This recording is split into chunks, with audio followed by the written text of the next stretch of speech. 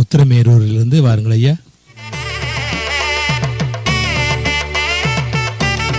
தமிழே அமுதே வருவாய் நிறைவாய் தருவாய். உலகெங்கும் உள்ள தமிழ் உறவுகளுக்கும் ஜெர்மனி தமிழருவி வானொலிக்கும் நேயர்களுக்கும் திரு நைனை விஜயன் அவர்களுக்கும் திருமதி சசிகலா நைனை விஜயன் அவர்களுக்கும் என் வணக்கம். அர்த்தமும் அனர்த்தமும் எனும் தலைப்பில் சில விடயங்களை உங்களோடு பகிர்ந்து கொள்கின்றேன். தக்கோலம் என் ஜலநாதன், உத்திரமேரூர், தமிழ்நாடு. குன்னக்குடி வயலன் என்னமா பேசுது. மனுஷன் நம்மளை அப்படியே இசை லோகத்துக்கே அழைச்சிக்கிட்டு போகிறார். அட இசையை விடியா, சாப்பாடு ஐட்டம் ஒவ்வொன்றும் என்னை சாப்பிட்டு பாருன்னு கூப்பிடுற மாதிரி இருக்குது. சாம்பசிவம் என்னம்மா கல்யாணத்தை ஜமாச்சு விட்டாரு. ஏர் கூலரில் மல்லிகைப்பூ சென்ட்டை கலந்துட்டு என்னம்மா வாசனை தூக்குது. என்னையா திடீர்னு நம்ம ஆளுங்க கூட்டம் கூட்டமாக எங்கேயா போகிறாங்க? பந்தி ஆரம்பிச்சிட்டாங்கல்ல, அதான். ஓஹோ, பந்திக்கு முந்திக்கணும். முதல் பந்தியில் சாப்பிட்டாதான் எல்லா ஐட்டங்களும் கிடைக்கும். கடைசி பந்திக்கு போனால் இலை கூட மிஞ்சாது. சும்மாவா சொன்னாங்க பந்திக்கு முந்திக்கோன்னு? அதிலேயும் முட்டி உடைஞ்சாலும் முதல் பந்தியில் உட்கார்ந்துடணுமா. பழமொழிக்கு துணை பழமொழியா?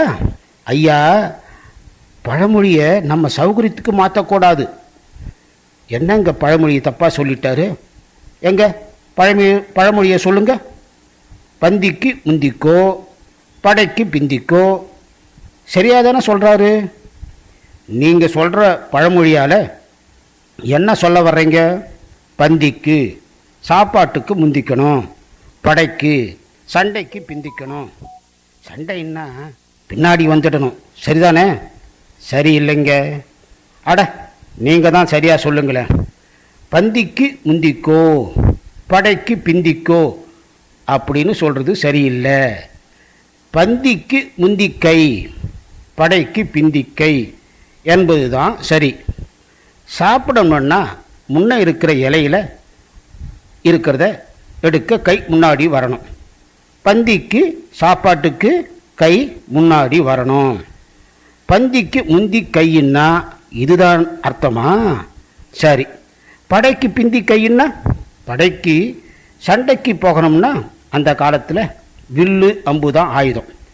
வில்லில் அம்பை பொறுத்து வில்லிலிருந்து கயிற்றை, அதாவது நாணை பிந்தி பின்னாடி எவ்வளோக்கு எவ்வளோ கையால் இழுத்து விடுறோமோ அந்த அளவுக்கு அப்போ தான் முன்ன பாய்ந்து எதிரியை சரியானபடி தாக்க முடியும். வில்லு அம்பு மட்டும் இல்லை, கையால் பயன்படுத்தக்கூடிய எந்த ஆயுதமும் கை பின்னாடி போனாதான் சரியாக தாக்க முடியும். அதனால்தான் படைக்கு சண்டைக்கு பிந்திக்கை. ஓஹோ, பலே பலே பலே, சரியாக சொல்லிட்டீங்க. பந்திக்கு முந்திக்கை, படைக்கு பிந்திக்கை. அர்த்தமாக உள்ளதைத்தான் அனர்த்தமாக பேசுகிறோமா? இன்னொன்றையும் பார்ப்போம். 998 பேரை பார்த்து அனுப்பிட்டீங்க. இன்னும் 2 பேரை பார்த்து அனுப்பிட்டீங்கன்னா சொல்லு, ஏன் தயங்குற? 1000 பேரை கொன்றவர் அரை வைத்தியர் என்பது போல நீங்கள் பாதி டாக்டர் ஆகிடுவீங்க. யோ, 1000 பேரை இல்லையா, 1000 பேரை கொன்றவர். என்ன சொல்கிறீங்க? 1000 வேறையா?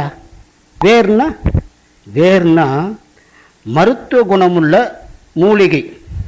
அதை எடுக்கும்போது வேர்களோடு எடுப்பதால் மீண்டும் அந்த இடத்துல மூலிகைகள் முளைக்காது.